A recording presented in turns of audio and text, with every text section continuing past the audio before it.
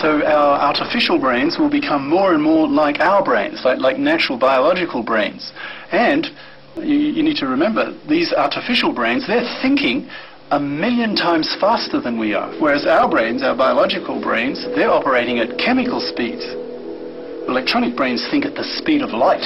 So can you imagine if one of these brains had human-level intelligence? It could do a PhD in minutes, which is pretty scary. So effectively, there's no limit to their capacities. They could be, well, not only thinking much faster, but virtually unlimited memory, right? So you could put all the world's knowledge into one artificial brain. They could do evolutionary type experiments on parts of themselves and then look at the results, and if the results were good, they could then incorporate those new results into themselves and restructure themselves, and all at the speed of light. So they would be almost godlike, these creatures. I give them a name. I call them artillect. That's short for artificial intellect, because that's what they'd be. They'd be artificial minds.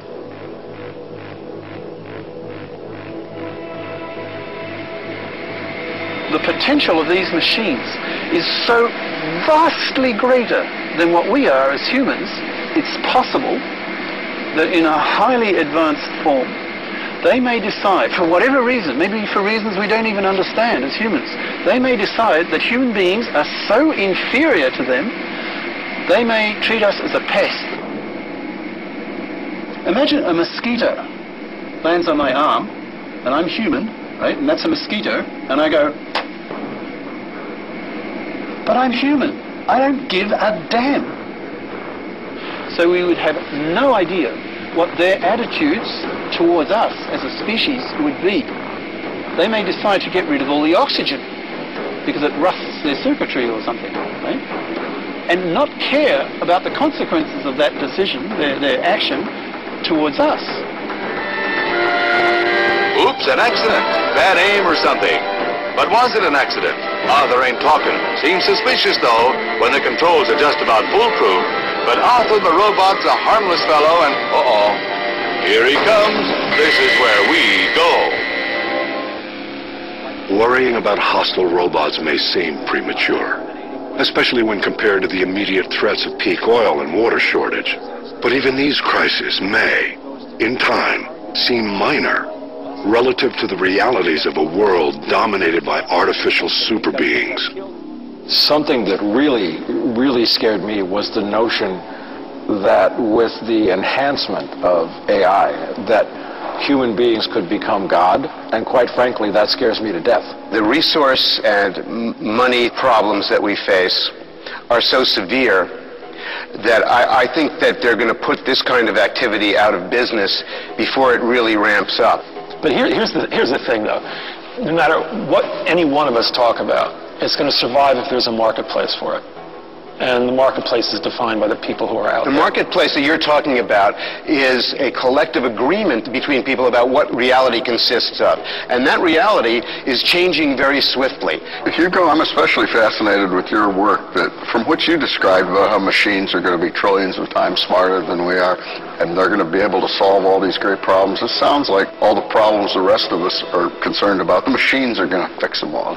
In my own case, I'm very concerned that, we're going to wake up tomorrow and, 6 or 8 major American cities are going to be nuked off the face of the earth. And there's absolutely no reason why this couldn't happen. That sudden apocalypse. Luis Alvarez, who designed the triggering mechanisms for the Hiroshima bombs, he said what people don't understand is the hardest thing isn't to make bombs go off, it's to keep them from going off. Most experts say that nuclear terror strikes are going to happen. The nuclear bomb fuel's been available too long. So as long as the nuclear bomb fuel's there, somebody is going to steal some, they're going to cobble 1 or more nukes together, and they're going to set them off. Unfortunately, it's just a matter of time.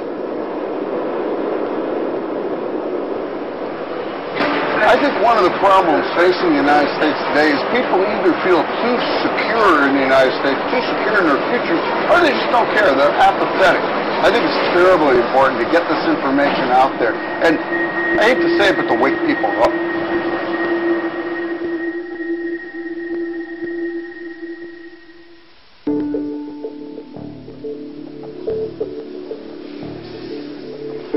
America we know today could look very different tomorrow, as converging forces threaten not only our prosperity, but ultimately our very survival. Most believe the crisis will unfold gradually, but some believe it could happen overnight.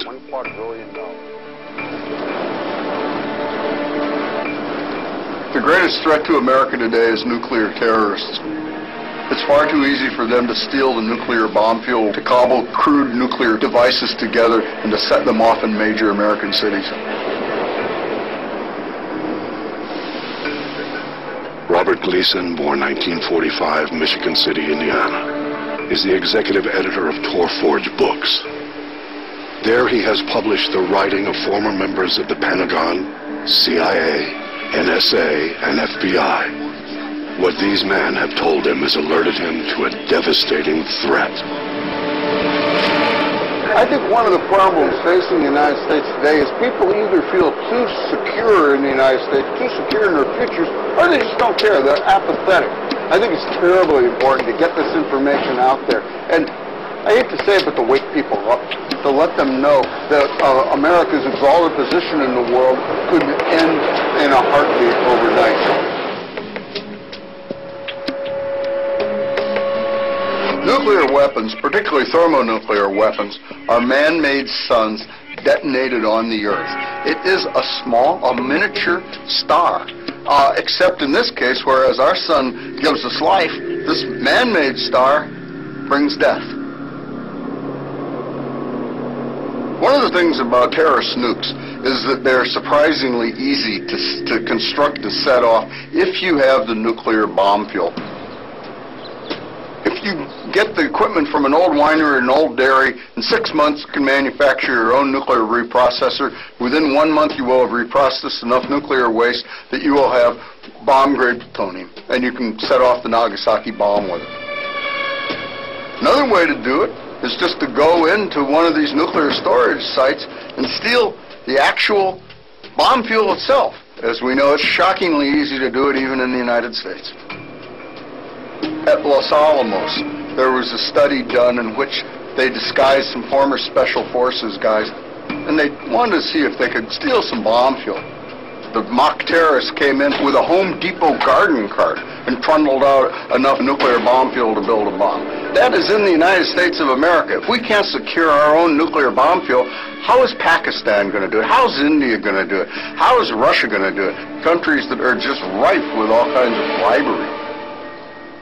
Michael Shore, who at the CIA ran the Bin Laden unit for years, said Bin Laden has always been obsessed with obtaining nuclear weapons. Al-Qaeda's been obsessed with it. We do know that there's been some years where the Russians have caught 500 people in a single year trying to steal nuclear materials out of Russia. What percentage of that is the total? Is there 5,000? Is there 50,000? All we know is that the people that got caught. How about the people that didn't get caught? While military-grade nuclear weapons are unavailable to terrorist groups, security analysts believe a crude but still powerful bomb is within their ability to build and detonate. It could happen any day. Say it's Wednesday, 9 a.m., one of our big cities. A van pulls into a car park in a crowded neighborhood. Inside that van are the terrorists.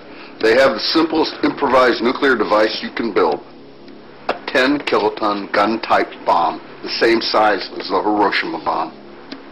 Depending on how complex they've made it, they can get away with having acquired as little as 26 pounds of highly enriched uranium. An amount like that is not out of the question. The blast zone for a bomb that size is about a square mile. Just think a minute about what might be in that radius. For one thing, you have public schools, bus terminals and train stations literally packed with commuters, museums with collections of the most famous art in the entire world, and of course, tourists are everywhere on the streets. You have office buildings, theaters, hotels, public libraries, restaurants, people's homes. Depending on where you are, there could be 1 million people in the area. an area that is about to become ground zero. In a few minutes, all of them, everything that was in this square mile will be gone.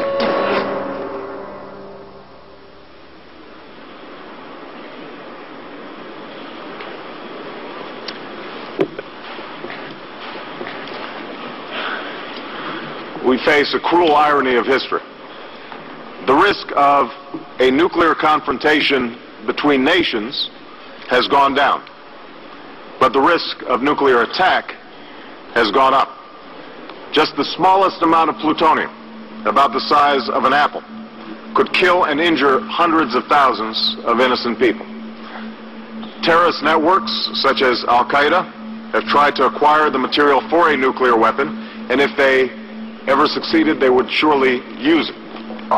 Were they to do so, it would be a catastrophe for the world.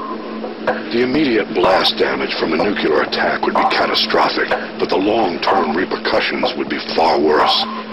The landscape of America would be changed forever. The implications are so severe, most choose not even to consider them. I've talked to a number of military analysts that worked at the Pentagon and at the War College.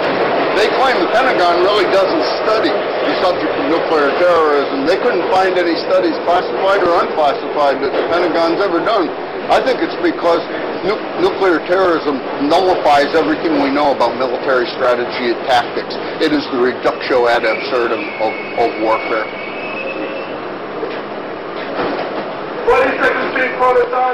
Since 9/11, the threat of terrorism has become a daily fact of life for every American. Most perceive it as a problem beyond their power to control. But that may prove small comfort to our children and the generations to come. Bomb strikes, and if a terrorist took out 8 cities in one day, you have all the great apocalypses rolled up into one. You talk about water shortages, there is no water. You talk about energy shortages, there is no energy. It's the elephant in the living room.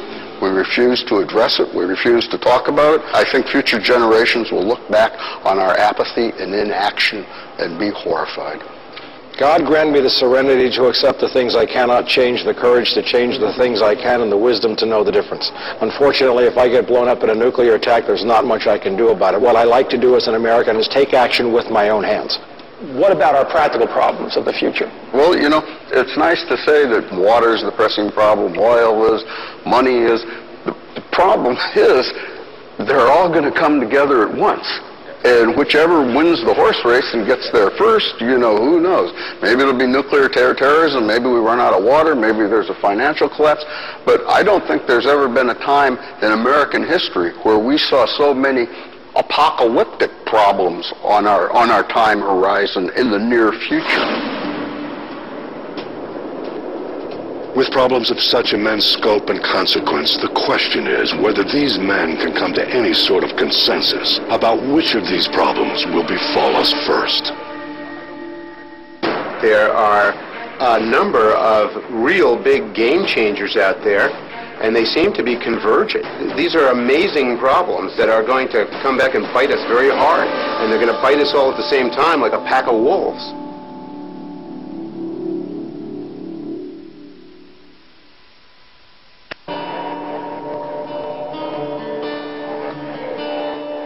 America stands at a crossroads unprecedented in over 200 years as a nation. These men have described their versions of the future, each one terrifying and each one seemingly possible.